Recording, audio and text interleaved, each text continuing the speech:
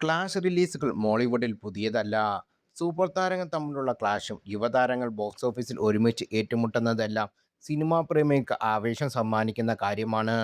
വളരെ അപൂർവമായി മാത്രമാണ് സൂപ്പർ താരങ്ങളും യുവതാരങ്ങളും ബോക്സ് ഓഫീസിൽ ക്ലാഷിന് എത്താറുള്ളത്.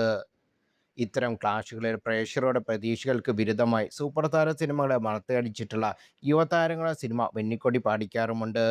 ബോക്സ് ഓഫീസിൽ അധികം തവണ ഏറ്റുമുട്ടിട്ടില്ലാത്ത കോംബോയാണ് ആസിഫ് അലിയും മോഹൻലാലും. ഇരുവരുടെയും കരിയർ എടുത്തു നോക്കിയാൽ ആകെ ഒരൊറ്റ വട്ടം മാത്രമാണ് രണ്ടുപേരുടെയും സിനിമകൾ ക്ലാഷിന് എത്തിയത്. 2016 ഈ ക്ലാഷ്.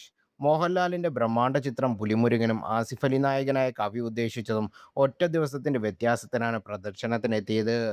പുലിമുരുകൻ സമാനതകളില്ലാത്ത വിജയം സ്വന്തമാക്കി മോളിവുഡിന്റെ നാഴികക്കല്ലായി മാറിയപ്പോൾ കവി ഉദ്ദേശിച്ചത് ശരാശരി വിജയത്തിൽ മാത്രം ഒതുങ്ങി. ഇപ്പോഴത്തെ 10 വർഷത്തിനു ശേഷം ഇരുവരും ബോക്സ് ഓഫീസിൽ വീണ്ടും ഒരുമിക്കുകയാണ്.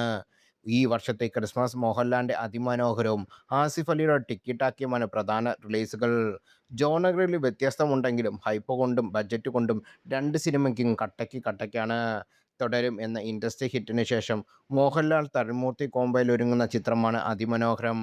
ടി.എസ്. ലവ് ലെജൻഡ് എന്ന പോലീസ് ഓഫീസറായിട്ടാണ് മോഹൻലാൽ ഈ വേഷത്തിൽ വേഷമിടുന്നത്. ഏറെക്കാലത്തിനു ശേഷം മീശ പിരിച്ച മോഹൻലാലിന് ഈ സിനിമയിലൂടെ കാണാനാകുമെന്നതാണ് അതിമനോഹരത്തിന്റെ പ്രത്യേകത. ഡിസംബർ 25-ന് ചിത്രം തിയേറ്ററിലെത്തും. അതേസമയം കരിയറിലെ ഏറ്റവും ഹൈപ്പേറിയ പ്രൊജക്റ്റുമായിട്ടാണ് ആസിഫ് അലിയുടെ വരവ്.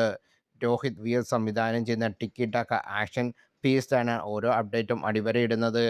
ആസിഫ് അലിക്ക് പുറമെ നസ്ലിൻ, വാമിയ ഗബി, മഡോണ, ലുക്മാൻ, ഹരിശ്രീ അശോകൻ തുടങ്ങിയ വലിയ താരനിര ചിത്രത്തിൽ അണിനിരക്കുന്നുണ്ട്. എന്നാൽ ഷാറുഖ് ഖാന്റെ കിങ്, ഹോളിവുഡ് ചിത്രമായ ഡൂൺ 3, അവഞ്ചേഴ്സ് ഡൂംസ്ഡേ തുടങ്ങിയ സിനിമകൾ റിലീസുകൾ ഈ രണ്ട് ചിത്രങ്ങൾക്കും വലിയ വെല്ലുവിളിയാകും.